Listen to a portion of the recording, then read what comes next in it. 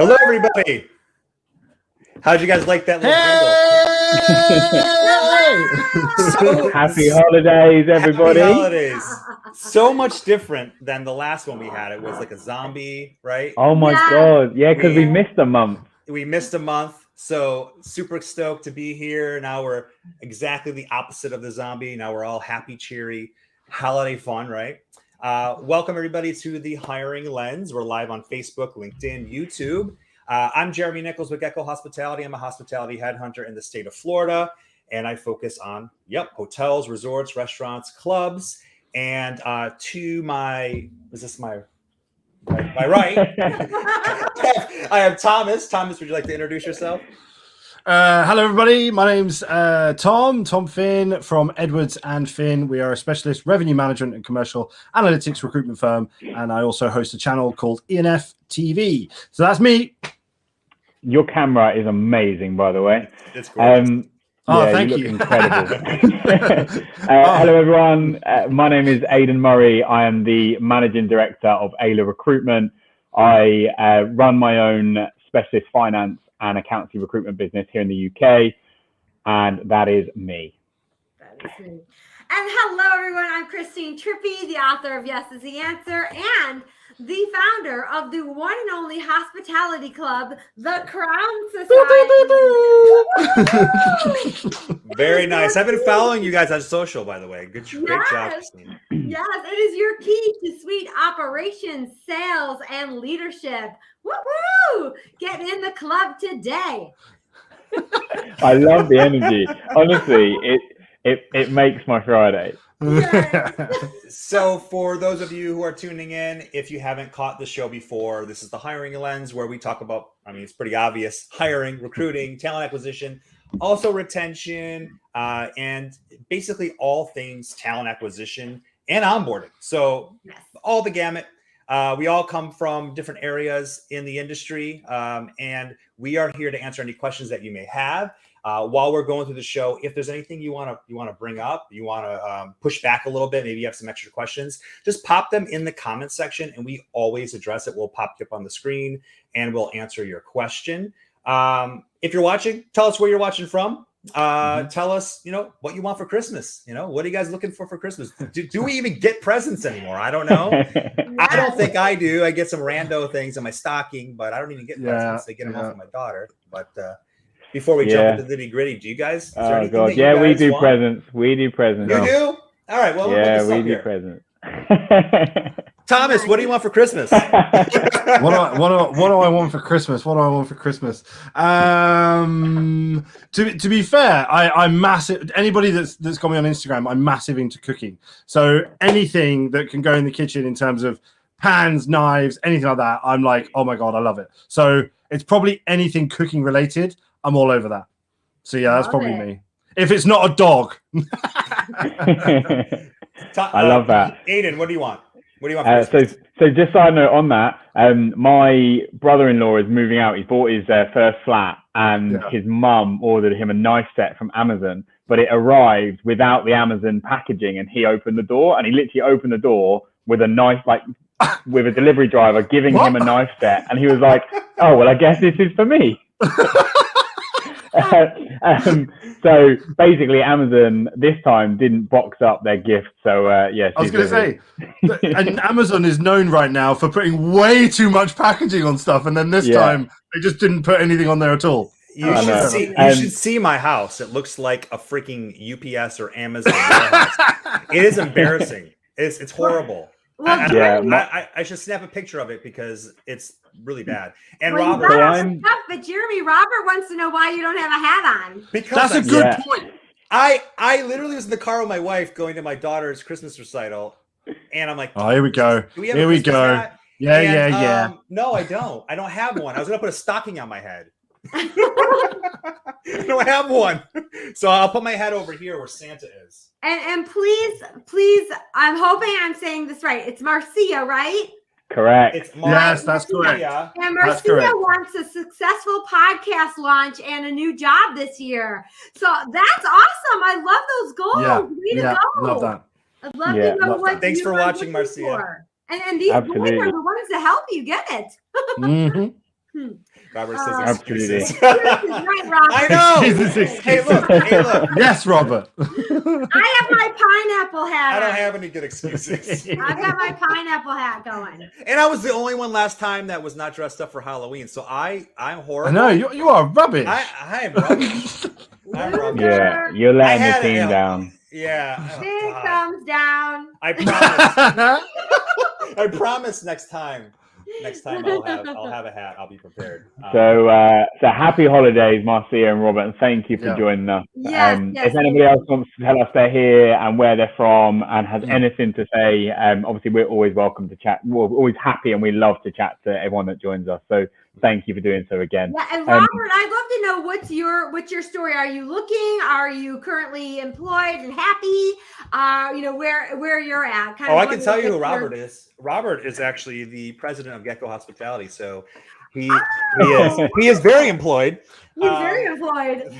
Very nice. Okay. I was going to say, Robert, you need to have a chat with Jeremy here about his hat situation. So maybe after this, it's something you guys can have a chat about. He's used to it. I love it. Oh, I love that. I love that. Let's get into it. Oh, Christine, if anyone's watching this, what? and get me a better golf handicap. Get me a manual to get my golf handicap to scratch. If you can do that for me, I will pay anything. Really? Come to Florida. Really? Come to Florida. That's all we do down here. Yeah, right. Oh my gosh. Well, I mean, I won't pay anything, but you know, I'll we have the weather to help you get better. Yeah. Maybe I'll do that. I want to say let's jump into it. We have some topics, which that's what people are tuned into, right? Right here. Boom. What actions can you make over the next week to get ahead of your job search in 2022? Wow. 2022 is around the corner. A lot to unpack here. Who wants to go for it? Okay. I'm good. Okay, I'm good to go. What actions can we take? I think it's one of these things where as soon as the end of year comes around, it either goes one way or the other. It's either massively, massively busy, everyone wants to get things wrapped up before the end of the year, or it's the polar opposite where they just go, right, we're going to calm everything down, we're going to address it in the new year, whatever. And I think it's one of those things where, in my opinion, I think it's a period of time where you can really take stock. Reevaluate, take a step back, look at everything that you've done. How are you quantifying success? What does that look like to you in terms of your job search? We've spoken about this a million times. It's not all about how many jobs you've applied for. It's the quality in which you're applying them. Are you calling them or are you just pressing that apply now button? It's stuff like that. I think it's a case of having a step back, enjoying the time. I think, again, there's been so much that has happened over the last 18 months to 2 years that it's hit us all pretty hard. And I know I know Aidan and I spoke about this a couple of weeks ago, but I've been looking forward. So today is my official last day. I'm turning everything off. I don't care anymore.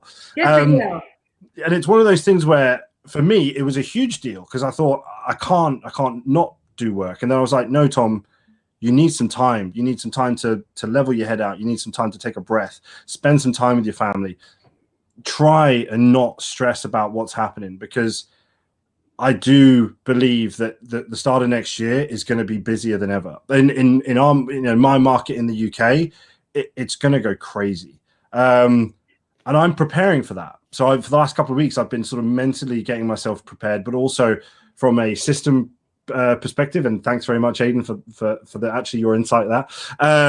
But also just from sort of processes and stuff like that. So from my side of things, it's a case of taking stock. For the next couple of weeks, it's going to be a case of slowing down, taking stock, spending time with family, and reevaluating what's really important to you. Because I think we've all had a pretty stressful time, and we all deserve a bit of a break. So, and you can put that straight into a job search perspective easily, right? Like, don't rush to apply for everything right now. Don't think I have to end the year with a job offer or a job, a new job that I'm starting. Really map out what's important to you, what you're looking for, and how you're going to get it. Because in the new year, things will really kick off. And we'll come on to that, I think, in terms of why I think it's going to kick off and our predictions for next year. But Right. yeah, I agree with you. I think it's important not to deflate yourself now by trying to do too much to get ahead. But there are some things that we're going to come on to. Right. I think it's a case of don't panic, you know. Sorry, what's that? I was going to say it's just a case of just don't panic. You know, there's as you say, don't just rush to try and get that job offer, or don't panic because things have been put on hold until the next year. It's just the process, and just trust in that process. Just don't go into panic mode, because all you do is just stress yourself out, and that won't help anything. So that was the other thing. Just don't try not to panic. Just believe in the process. Right. Trust the process. And one thing I was going to say, while you're doing the a little bit of a slowdown and taking some time rather than applying, is really investigating companies you want to work for rather than just applying for jobs. Find the company that you really want to work for, that has the culture you're dreaming of, and then really pursue that in the new year. How do I get in on this company? No matter what the position is, I want to work in this company. Find and really investigate that. Talk to people, plan some coffee chats and things like that. But really investigate companies and their culture and who you want to work for rather than a job. Yeah. Yeah. You know what you could do to really get insight on how you can best plan out your job search in 2022 is talk to a recruiter about what they're doing over the next 2 weeks, right? Find a recruiter that you trust and you value and you believe in, and just ask them, say, what are you doing over the next 2 weeks to get yourself ahead of the game for next year so that you get jobs that I want to apply for, and then copy them. So literally, that's what I've got as well. So that's why I was capping you, Christine, because that is perfect.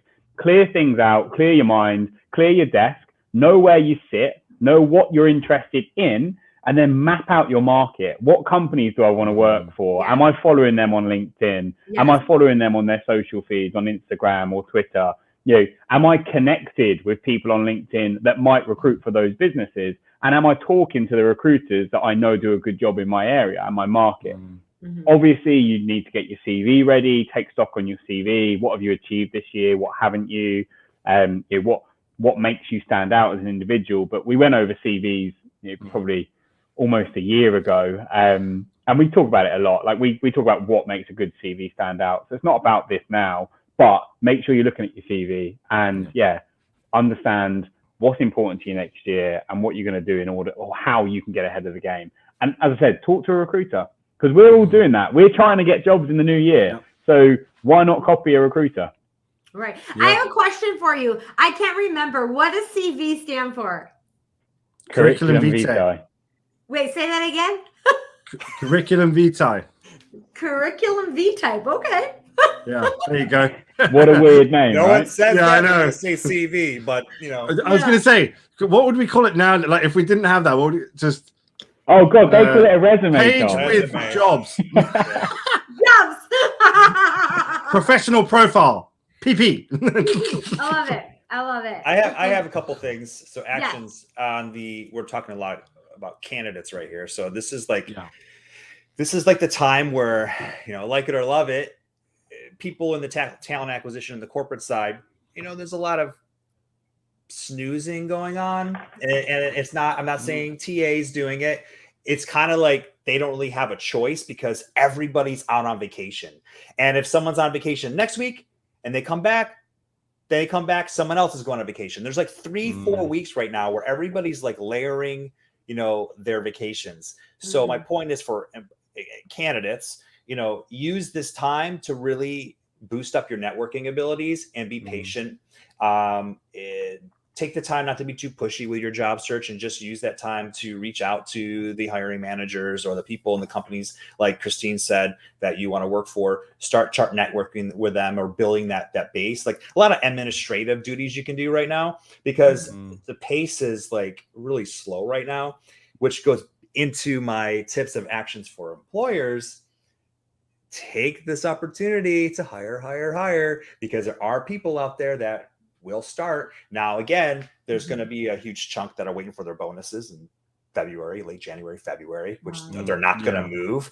But I know for me, I have active searches right now, and I have candidates that are ready to make a move. And unfortunately, we're still waiting for decisions to be made, because I'm seeing both ends of it. So if you're employers and you like the person, hire them. because once January comes, watch out. They're gonna get counter offers left and right. So hire as an employer and as a candidate, take a breather, work your network, and just research. 100%. Like if you're in a process right now, if you've interviewed and you're kind of there or thereabouts close to being offered, of course, like double down on your efforts to get that role. But yeah, if you're not late stages on anything, don't worry about that. Don't let it stress you out. And genuinely come the beginning of the year, things are going to go crazy. Yeah, we'll get into that because that's one of our topics coming up, predictions, and we all have a lot of them, I'm sure.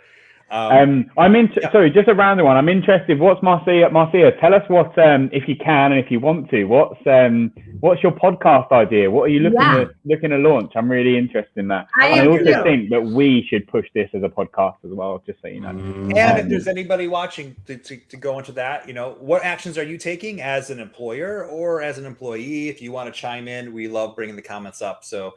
And if you're watching on replay, hit hashtag replay and share with us because we're going to always tap into those comments. Yeah. And I'm very pleasantly surprised. We get a lot of views on the replays. I look back and I'm like, goodness gracious, like hundreds on LinkedIn. So kudos to you guys. Thank you. And thank you all you. It doesn't always work with people's schedule, but I know people want to tune in and get some tips and just join the conversation. So lives are hard. We know that. Replay, doesn't mean we're not paying attention to those comments. Absolutely. So definitely tune in. And if you're shy and you don't want to chime in, shoot us a direct message. Yeah. All four of us will reply to you if you have questions. So definitely use that to your advantage. So our next topic, let's jump to Hold on. I want to hear what Marcia's podcast is. Oh, she said something? I don't think she responded yet. Not yet, Marcia. Oh, okay, fine. Okay, cool. She's being shy. When you have a second, throw that idea up there. Now. I think we should do later ones now. Time slot's gone now, Marcia. Forget it. Don't worry. They're drinking bubbly. We'll crank it up. Next time I'll have a beer with me. I'm going to get my captain. Yeah, go and get your captain. Me and Tom are not drinking at midday, by the way. We're in the UK, remember? So it's 20:05. And also, cheers. It doesn't matter what, cheers. No judging. No judging. It's 5 o'clock somewhere. That's our motto in the UK. We'll pretend this is eggnog. I've got my Kalahari water. Nice. Oh, nice. Marcia's replied. Yeah. Oh, she did. Marcia, health, wellness, and lifestyle. So I'm bringing the comfortable to the uncomfortable. I'm doing this in honor of my late brother who passed in 2019. The day before he passed, he admitted that he was depressed and needed help. So, wow, what a amazing thing to do and to launch. And obviously, I speak for all four of us. We're really sorry and sorry for your loss, Marcia. But wow, what a meaningful podcast to launch. If ever you're going to have passion for a podcast, it's something that means so much to you like that, right? So good on you. Marcia, I'll get my sip on. I'll get my sip on for that. Yeah. That is to your brother a as well. Topic, Marcia, that I'd like to bring up maybe in January. Talking about health and wellness, because I made a post recently about that. But it's holiday spirit, so I won't dig in too much. But thank you for bringing that up, Marcia, and we should definitely bring that up. We absolutely should. Yeah. So, jumping into the next. That's right, Marcia. Yeah. Oh, what'd you say? Yeah, that his death won't be in vain. Absolutely. Thank you for sharing, Marcia. Thank you for always chiming in. Love it. Yeah. Well, we pull it up. Next one here is. Are we talking about our views? What was our prediction? No, we got this one. Not yet. Hold your horses. That one will go on for a while. So. And we'll start with you on that one, Kristen. Yeah. Oh, I don't know. I think you guys would be better off than me. Well, that's why we'll start with you so you can get something in, so we don't then just chime away for an hour.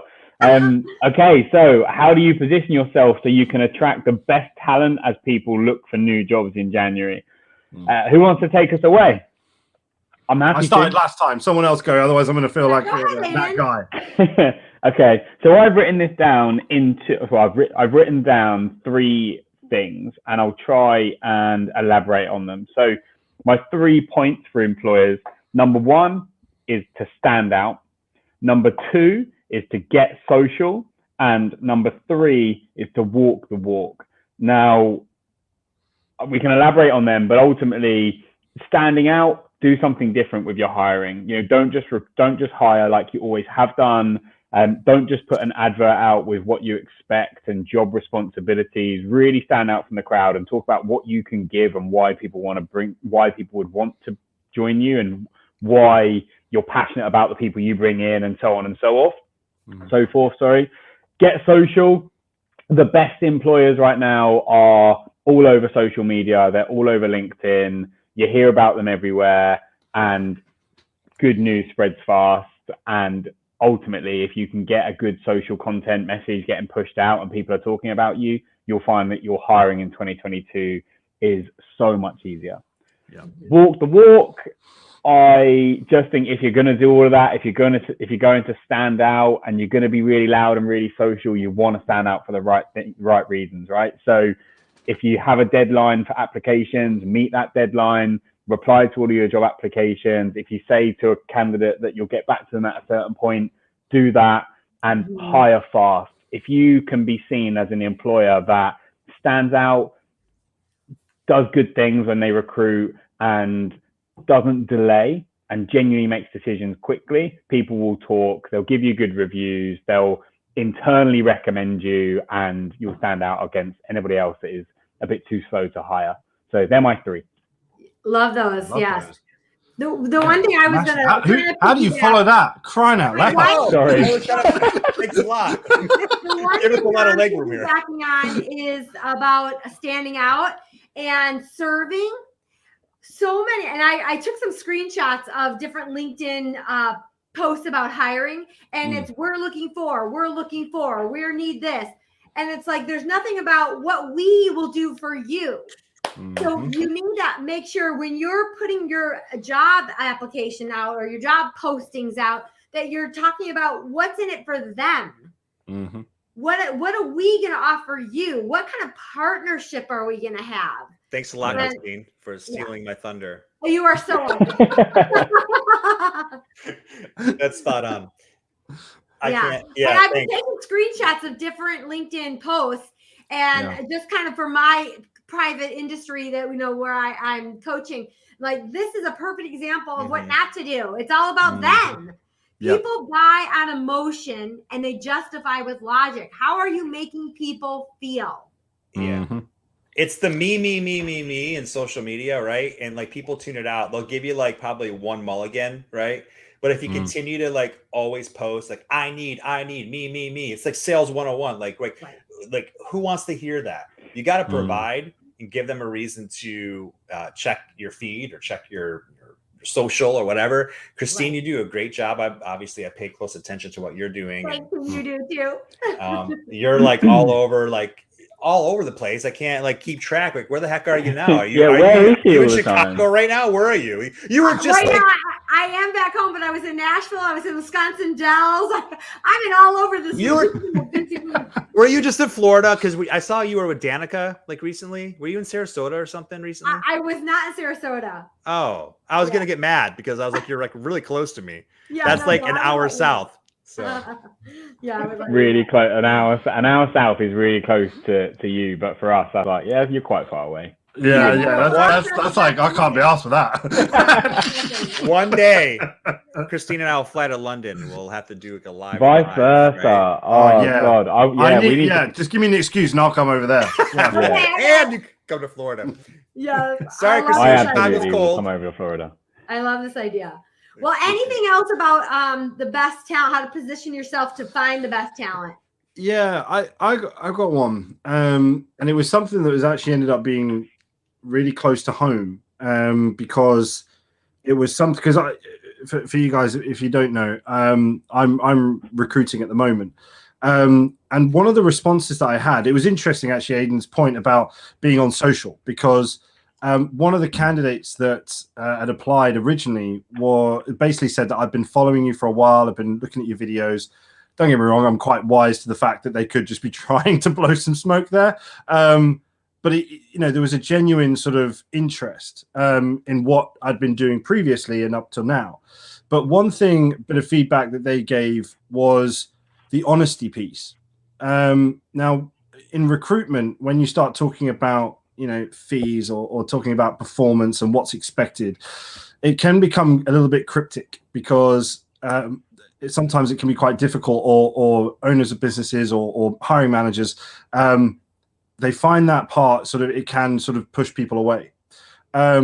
And the candidate's feedback was that the honesty and the transparency, that I wasn't going, oh, I'll come back to you on that, or let's discuss that at the end, or I'll come back to that. It was just they asked a question and I answered it wholeheartedly and completely.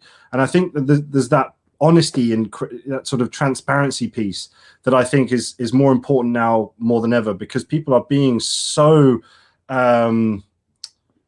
careful with what they're applying for and where they're going to be joining, because of course culture does mean a lot. But I think from a hiring manager perspective, it's now time to put everything out on the table.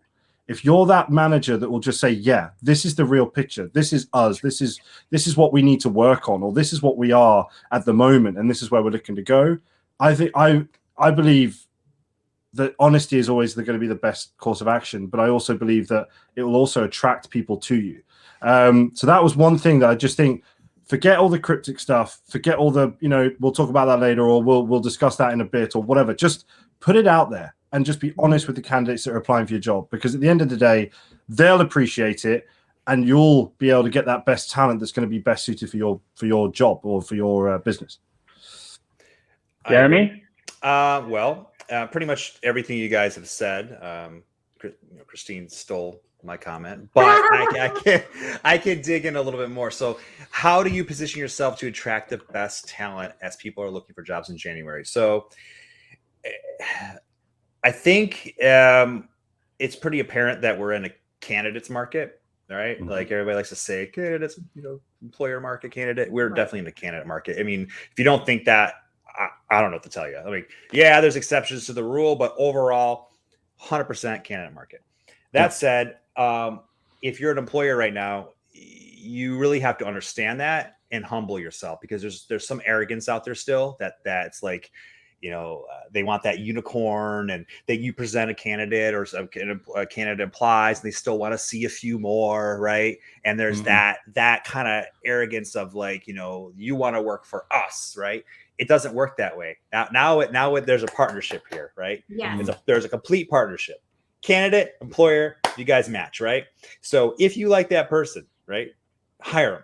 Stop doing the song and dance, because you're going to lose them. I've been seeing it way too much. Yeah. Way too much. So I think absolutely we need to have the employers have to understand that and dial it back a little bit and have fun, have conversations, and really try to relate to the candidates, be transparent, communicate properly. If you tell them that you're going to follow up with them on Friday, please do, because there's a lot of that going on. Oh, I'll let you know by Friday. And then I know for me, some of my requisitions that I'm working, I find those times out and I have to circle back. I haven't heard from so-and-so. Well, I mean, I'm on the phone. What's going on? We have to like close those loops. So, I know we're busy, especially in hospitality. I know you're on the floor, you're checking your phone, you're running around, you're checking rooms, you're if you have food and beverage operations, you're checking those. You're all over. I know you're busy, but please follow up with the candidates. Yeah, I love that. Yeah. Oh yeah, go on. No, that's okay.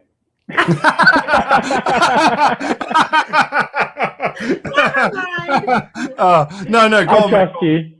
Hey, Christine, we haven't heard. Yeah, I think Christine says she has to hop off in like 10-15, right? Well, about 5 to 10 minutes to the end of the hour. Okay, let me know, because I know we have a topic you wanted to address. Yeah, so and I could bring that up. Let's see. I thought something just popped up, but so here's my question. Let's move to operations a little bit inside the hotel for those hoteliers out there, and we're still struggling with the labor market and keeping associates and the great resignation. How many people are just leaving our industry in droves? I'm going to back this up a little bit. I want to ask all of you, anybody who's listening, all of you three gentlemen, what do you think are the last 3 words any guest ever wants to hear again? Wow. Okay. So we need to give you the answer. We are Does Jeremy closed. know the answer? We are closed. You said. We're close. No. We are understaffed. You're getting good ones. You're be- getting good ones. The because of- last three because of words COVID? on the best one. What? Because of COVID. Yes. Yeah. Oh, right, there you go. I was actually going to say COVID. COVID. We're understaffed. We're Oh, wait, yeah. I got my bell. Nice. The last three words any guest ever wants to hear is because of COVID, we don't have breakfast. Because of COVID, we don't have the fitness center open. Because of COVID, et cetera, et cetera, et cetera. I think you understand where I'm going with this. Now, I have an example last night. What happened when I went to McDonald's? I just finished a keynote over at Kalahari Resort, and I had spent 8 hours, 9 to 5 talking, and I was just exhausted. And I went to McDonald's to get my Diet Coke for my ride home. And I said, you know what? I'm going to get an Egg McMuffin because it's the only thing on the menu that I can have in my calorie range. Okay. And I said, I'll have a Diet Coke and an Egg McMuffin. And what comes through the counter or Don't the say they said intercom? because of COVID for egg. Because McMuffin. of I was gonna say, COVID, we what? don't make Egg McMuffins at night anymore. Now, if I was the What typical difference Is that a thing? Yeah, yes. Now, if I was the typical frustrated person out there, frustrated customer out there right now, yes, thank you, Marcia. If I was that typical person, inside me, I wanted to say, what? That's ridiculous. You can make a hamburger, but you can't make this doesn't make sense. But I'm not like that. I'm not going to do that. I know it's not the person who just told me's fault. But how many days and how many times is he getting beat up because of COVID, or because his leaders haven't taught him, or because they're doing something not because of COVID, because of maybe supply demand? Okay. Here's my point. The reason, I believe the number one reason people are leaving our industry in droves is because they show up every day to react, and they're getting beat up day after day after guest after guest, and they're making $11 an hour, and it's not worth it. Okay. Here is what I really want to impose on everything. And yes is the answer. Will help you with this. It's how you strategize to help provide those yes answers, so your associates can stand tall and always deliver yes answers instead of I'm sorry, unfortunately, because if we can help train our associates, coach them and mentor them and share with them how they can stand tall and deliver yes answers, they're not going to be getting beat up over and over and over again. Yeah. And I felt bad for that kid, because honestly, if I was not in my mindset, I'd probably be like argumentative with him. And he's like, I don't get paid enough for this. Yeah, that's true. You know what I mean? But that's what's happening in every one of our service businesses right now. Associates are just getting beat up, and it's not worth it. Yeah. No. You said what'd you that. say that we're all not trained to, but they all react, right? They're all reactionary. This is the thing. Our operations are so there you go, Aiden. Our operations are so caught to capacity. Our leaders are so tapped to capacity that they're not leading. They're showing up to just get through the day. I'm telling you. No, Christine, the reason I brought that up is I say this all the time. I feel like my head's like gonna explode. That maybe I don't know about Aiden's industry, but at least hospitality, and maybe not in the UK. So Tom, please tell me. But here in the States, our industry is so flipping reactionary, and like there's been times where like just recently, like I'll give you an example. We had a hire, right? It was like a CDC role at one of the resorts. And we had the job offer go out, and then they rescinded the job offer because sales were down. And I said to the hiring manager, but wait, we extended an offer, right? And this person's here and you need them. And you do understand this is Q3 in Florida. Once we get into Q4, you know what's going to happen. It's going to be crazy. And we go into Q1, you're toast. Are you sure you want to do this? Yeah, business is slow. I'm really nervous. I go, I'm telling you, I've been in the industry for long enough to tell you in Florida where you're at right now. Please don't be reactionary. But they still did it, and he apologized. Guess what happened? Yeah, we all know what happened. Yeah, Q4 comes. Hey, is Daniel still available? Yep. No. Right. I need a CDC.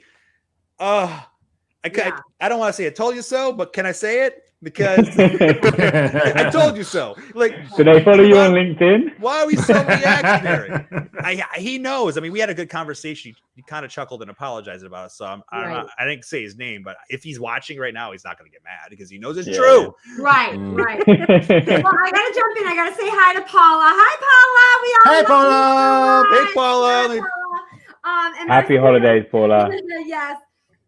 She said, yeah, they take good employees and run them to the ground. And it is so true. I want to give another example, okay, just to get a real visual of this. Let's just say, for example, we still have a hotel that their fitness center is closed still because of COVID. And every day a guest comes in and says, oh, what time's the fitness center open? And the associates will say, oh, I'm sorry, unfortunately, it's closed because of COVID. And then they get beat up. And this happens maybe 10 times a day, and they're not getting paid enough to do this, okay, and to just continually get beat up. Now, if we're teaching them yes is the answer, or coaching them, or mentoring them, helping them, what's our plan? What's our strategy? Okay, we've got a closed fitness center, but how do we do this better? So instead of, no, I'm sorry, unfortunately, because of COVID, it's closed, maybe it's thank you so much for letting me know I can help you thrive on the road. When you're staying with us, here's how you can get your fitness routine on the road. We have LA fitness passes. We have a walking path or a running path right outside. We have RI runs. We have, what are your options? And have them ready. So each associate can stand tall and deliver those yes answers and not get beat up. It's about knowing what are your hard no questions and helping them turn it into yes. Absolutely. It's the same thing. I'll tie it into interviewing, right? Like you have to be prepared and know what those questions are going to be like when you're interviewing. Like for instance, if you have a couple stints in your most recent CV where you maybe a year here, a couple years here, what they're going to ask you. So be prepared, address the elephant in the room. Know exactly what you're going to say. Like Christine's saying, be prepared. So when it does come up, because it will. Also, what are your questions? How are you going to answer those? Yeah. I was going to say, also on the hiring side, if you know a candidate is going to ask about career development, be prepared for that question. Understand what you're actually going to be able to offer. Don't spin some generic crap, because it's just part of the process. No. Create that sort of situation in your head of, right, what do I need to say to this candidate to sell this opportunity? Because as you said earlier, Jeremy, and I do think it's still rife in the industry, there is an arrogance. There is an arrogance that, hey, we're the ones in power. They want the job. We're going to be the deciders. No, you're not. You are so far off kilt. You couldn't write it. If you're not prepared for those questions in your interviews, and you're the interviewer, you're the one who's going to look stupid. I had a candidate very recently to give me some feedback, actually, of he was with the hiring manager and sort of a commercial head, but the MD of the business was actually in the interview as well. But the MD remained silent throughout until the very end and said, "Have you got any questions for us?" Why in God's name? What's the point in that? What would be the point in somebody wasting an hour of their time to sit on a call and then just say at the end, "Have you got any questions?" And it's one of those things where that candidate is not a junior candidate. They were a VP of revenue in the UK, and for them to say, "Look," it just seemed kind of pointless. Yeah. What's the point? It's that sort of thing. So just be prepared for those questions to come up and be prepared for the interview itself. I have a really great example, and this is as a hypothetical, but let's say you're a candidate and right now health and wellness is such a hot topic. And you say to the employer, the person interviewing you, tell me about the health and wellness program here, or tell me how you keep a healthy balance for your team. And let's say you don't have anything. You're a small company and you haven't built that yet. And you try to BS your way through that. One, when they start, they're going to see this is all BS. And they're probably not going to last long if that was important to them. But if you are prepared for that and go, you know what, we're a small company. This is part of our vision. And this is why we're looking for talented people like you to help us build this. It's not there yet, but you're going to get the opportunity to help us build that and create what you want to see. Again, it's just like with our guests. If you try to BS them and say, "Oh, we have to walk you because our building was caught on fire," if you she's lagging. Yeah, that's a first, Christine. Completely lagging, but I get normally me. Yes, it isn't me. But no, I get what she's saying though. I think it's 100%. Honestly, just don't. I know Christine was being lovely and saying BS, but don't bullshit people. Just say it as it is. Just say it as it is. You'll get the better response, and when they do join, they're not going to be shocked. They're going to be like, "Well, 100%." And we're on this journey. Yeah. I agree. Last thing on that, or not last thing, sorry, if we want to carry on talking about it, I'm sure we can, but I'm conscious of the time. We've got the last question, which is big. But the thing I'd say on that as well, in terms of like employees, being deflated and they've had like a tough time, and so many people are saying certain things to them every single day, and they just say, you know what, I'm not paid to do this, and I've had enough. It made me think.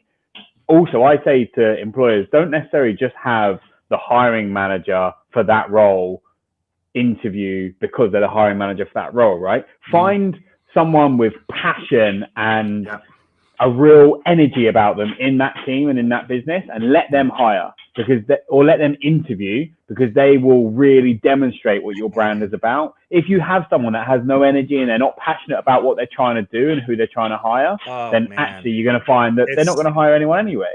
That's like that with onboarding too. Like I think I've said that a million times, where like you come in, someone starts and they come in and you're not prepared, and and the trainer's not there, and they give you over to Bruce, who's like not happy where he's at and not prepared and has no passion for what he's doing, and dang well Bruce is not giving that new employee a candidate experience, right? I've been there, right? Like, and you're like, this is the place I want to go. Why is Bruce telling me these things? I was going to say, everyone hates Bruce in the office. Huh? Bruce is that guy in the office. Everyone hates him. God, don't just like pass the puck, right? Like with decisions like that, or like hiring, or we see this like too often, and I feel like I'm beating a drum, so it's gonna pop. I think it's true. It's having that enthusiasm. It's just having that engagement. If you haven't got that in the interview, you're going to lose. And there are going to be 3 other clients. There's going to be 3 other hotels. There's going to be 3 other businesses that will have that enthusiasm, will have that passion, and they'll take that candidate from you. Don't ever assume that you've only got that candidate who's interviewing with you. That'll be the worst mistake as you as a hiring manager, because you'll lose them every single time. Well, let's cheers to that. Cheers to that. Here's my caffeine. We got Christine back. So did I lose internet, or did you guys? No, you did. You did. I've never had that happen. I know. Like, we're blaming it on Aiden. Oh, there he is. I have to jump off soon anyways, but I wanted to jump back on and just say Merry Christmas, everyone. How much I've enjoyed, the craziest of times in these last year and in 2 years. But I've met more amazing, wonderful people. I've had more opportunity to connect with the world. And I don't know that it's as challenging as it. I don't know if there's ever been a better time. It's just an amazing time. Yep. This is a proof of pure networking. So everybody, we're talking about networking during the downtime. Like, this is what you should be doing. Like, none of us have met face to face. We all met during like the worst time ever. Right? Except for these 2 maniacs. We were having drinks. We were just having drinks the other week. As a group, we haven't. We can accept that. 2022, it's going to happen. We're all Hell yes. It's going to be like international vacation, right? Yes. All hell was broken loose in my house. The Americans are coming, guys. We're going to eat all your food. You're welcome to come over. You can stay with us. All hell was broken loose. So, I said that I've got I'm out for dinner at 6.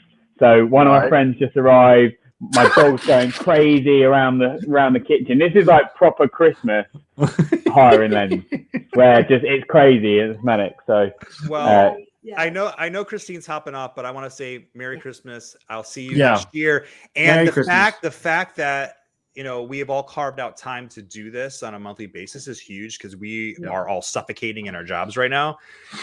Like half the time I'm thinking, how am I going to do this? Why am I doing this? But like when we do it, it means a lot. Yeah, it's true. And, it's so I love connect. I learn from you guys every time I get on here. So yeah, I love it. Oh, I've learned so much from you in terms of your engagement and in terms of your sort of energy. Oh, it's infectious, honestly. So yeah. Well, thank you. Good luck, boys, when Christine leaves. I'm not leaving.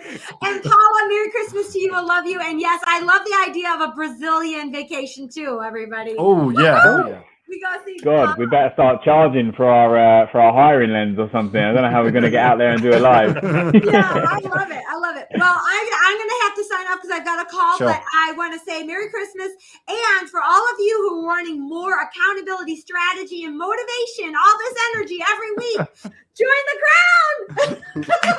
Yeah, why don't you do a Merry plug real quick? Christmas, You got a plug? That was the plug. No. Where to follow you? Where to find you? Where to find you? You can find it at thewisepineapple.com. Whoop, whoop. Or just message me. Or just DM her. Merry Christmas, Christine. You've been amazing this year. I appreciate you.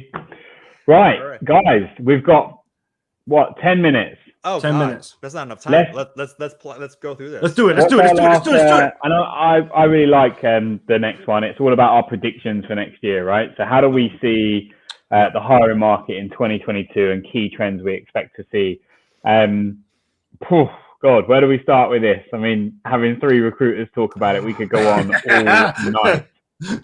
Well, I was going to say, Aiden, I kind of want to start with Aiden because I know he's already put a lot of work into this point. So I'm kind of like, I want to start with him to hear what he's got to say. How do you know? How do you know that? because of everything you just said. There's a lot of metrics, a lot of this, a lot of that. I'm just like, it's gonna be great. Yeah, it's gonna be brilliant. It's gonna be fine. Don't worry. It's the finance recruiter is gonna bring out all the metrics. Right? Yeah. You got 5 hospitality are like, we're screwed. Don't worry about it. Oh, okay. Well, fair enough. So where do I start now? Let me bring up my bullet point here. I have a PowerPoint presentation. Everything is completely.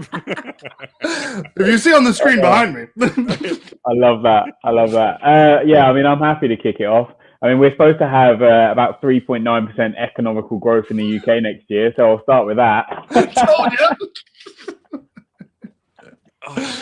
So, look, the market is going to be crazy. I think the one thing I'd say is that no one really knows what Omicron is going to do and how it might affect things, right? So let's obviously be a bit cautious on that. But I was on a webinar yesterday with a non-exec director who is an NED to a load of different recruitment companies and a person that's really respected in the UK recruitment market.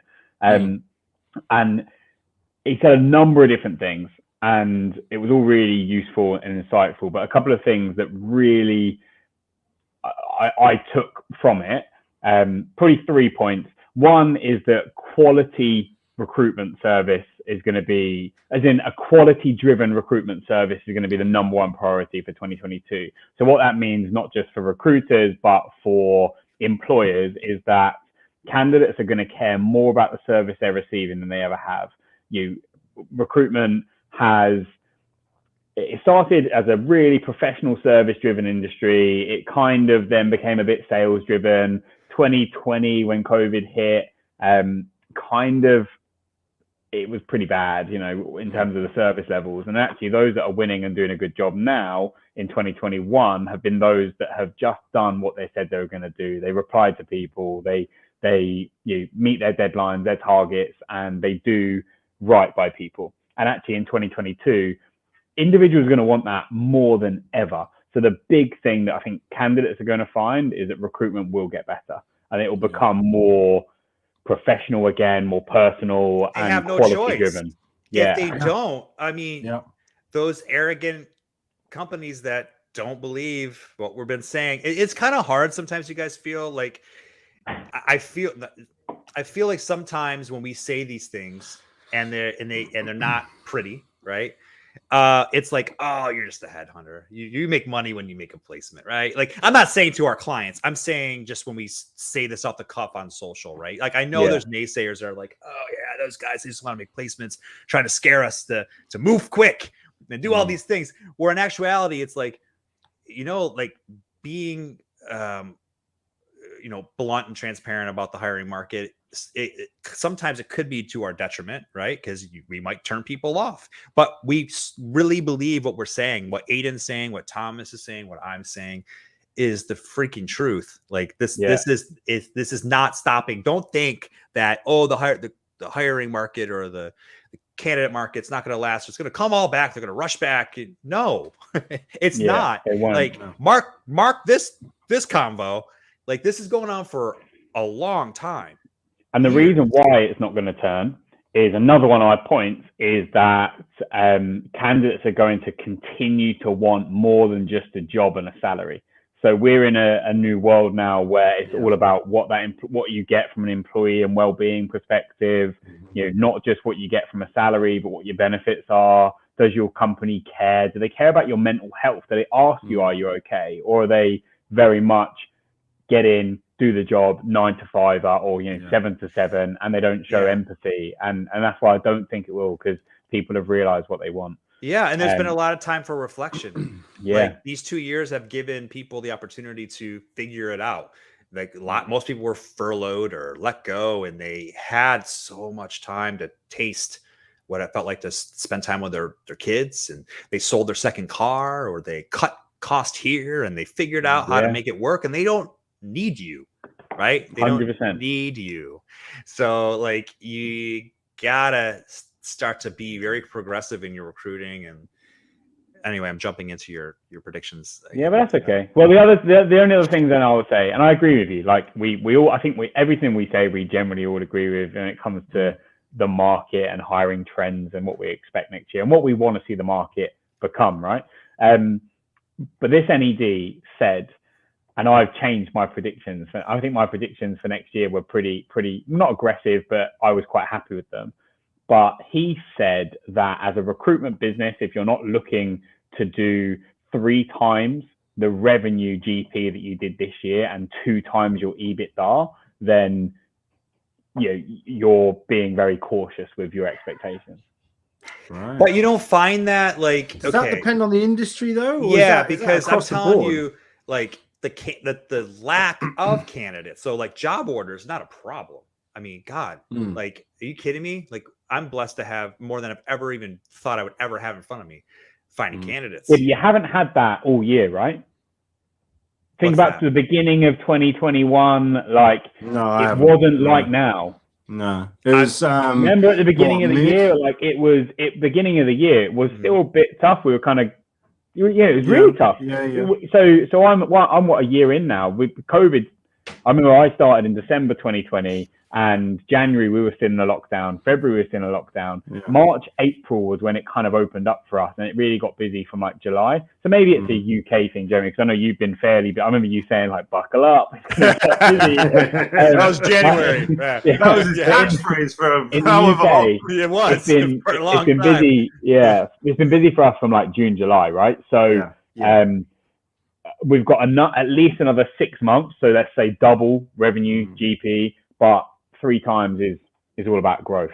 You know what? I think it's exciting. I guess from a candidate, a job searcher's perspective, my view on that is there's going to be more jobs available to you than there has been this year, and the quality of service is going to increase. In the United States, we have the least amount of unemployment claims and jobless claims in over 50 years.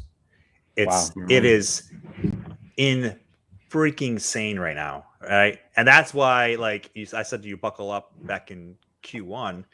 I feel like I'm like, Florida's wonky. I always joke about Florida, but it's true. I always feel like we are the guinea pig for everybody else. Because we are very lax down here. We're not like, you guys are very progressive and very conservative with how you handle COVID. And I'm not saying right or wrong. Like, I'm not like, we'll leave politics out of it. But Florida, I mean, just look it up. It's like fly by the seat of your pants, wild, wild west over here, right? So I am able to taste kind of what's going to happen to other markets early on. And when I told you buckle up, I'm going to tell you also, it's going to get way drier for you guys, for candidates. It is like I was on a call yesterday with a bunch of franchisees and headhunters, recruiters, and it's nationwide. It is tough. Now, that's also great for us because that means that people need people and they're going to come to us. So we will have work, but it's definitely going to, like Aiden said, professional, really smart recruiting agencies with attention to detail are going to be the ones that make it. So everything you're saying is spot on, because the garbage throw spaghetti at the wall recruiters, right? Yeah. Slinging resumes, they're toast. Like, I don't even care when I hear that there's all these agencies opening up around me in my industry. I don't care, because I'm like, good luck, buddy. Like, what's your network? Like, good luck. I think it's one of those things as well that if you've got your finger on the pulse, if you're a recruiter and you've got your finger on the pulse, or you've got ownership almost of your industry, I think that if you've got a recruiter that's got that, it's worth their weight in gold, because I think it's one of those things where you need candidates quick. You've got a recruiter that's got their finger on the pulse, they'll give you candidates quick. No matter if there's a shortage of candidates, they'll be able to find them, because that's their job, but they also live and breathe the industry. And I think that's where that specialist recruiter really sort of comes into their own. I think with the more generalist, they're always going to find it more difficult, but that's why that specialist element comes in, where you just say, we've been struggling for 2 months to find this person. Can you find anybody? You deliver it in 4 days, they'll just keep coming back to you. Bang, bang, bang, bang, bang. So that's why I'm so happy that I chose one industry and one state. I couldn't imagine being nationwide for myself. Like, I'm so happy. I chose one industry with one role. That right there. Anyway, that'll be to my detriment. True story. The party's getting started. I'm hungry. What's the party's getting started? Huh? I'm curious. Got some eggnog in there? You're gonna get absolutely wrecked. There was literally nothing in my fridge. He was like, "Can I have a beer?" I was like, "Yeah." And he just opened the fridge behind me. I was like, "No, they're in the garage." There's water. I was trying to see what's going on in there. I think one day I'll give you a fridge tour. No worries. Good. I think from my side of things, obviously, again, mine are quite specific, but we're already lined up with, I think we've got eight live jobs right now, with more to come basically in the new year from conversations that I've had. I think you're right in terms of candidates. It's going to continue to be a candidate-driven market, but again, if you've got your finger on the pulse, that's not going to be an issue. I think from a line manager perspective, or an sort of hiring manager perspective, it's about you having that foresight and you understanding your market, where it sits right now, and then working incredibly closely with your recruiters. Because if you're not, and you're immediately making things more difficult by slowing things down, or you're making things more difficult in terms of your process, or you're just not trusting in your recruiter by saying, look, what about this? What about that? Why haven't we done this? Why haven't we done that? Trust in the process and trust in your recruiter. If they're good at what they do, they will deliver time and time again. It's the ones that you have to look out for, as Aiden said, and they will be identifiable so much more easier in 2022, is because they will not deliver consistently, where your good recruiters will deliver consistently. It's as simple as that. Yeah. Agreed. So your guys' predictions made my predictions a lot more optimistic. You probably thought typical Englishman. That's why. I'm usually Mr. Positive. No, I think if I had to roll the dice, I'm super bullish on the market. If I had to roll the dice, this whole obviously Omicron virus, whatever, okay, great. Here's another wrench, right? I'm jumping into my busy season. My busy season for me is Q1, Q2. That is my time. That's my time. So I'm like, oh, great, awesome. This is kicking in. But I also see that they said this morning that holiday travels and flights are at 2019 levels. So here in the States, these crazy Americans are like, whatever. Okay, we're, you're boosted, you're not boosted, you want to get it, fine, whatever. People are just kind of they're just going to do their thing. We're kind of starting to slowly, people are just getting used to how to handle it. And now we have the vaccines available and a lot of treatments, and it's not where we were last quarter, where we had no vaccine and we had nothing to treat Delta, right?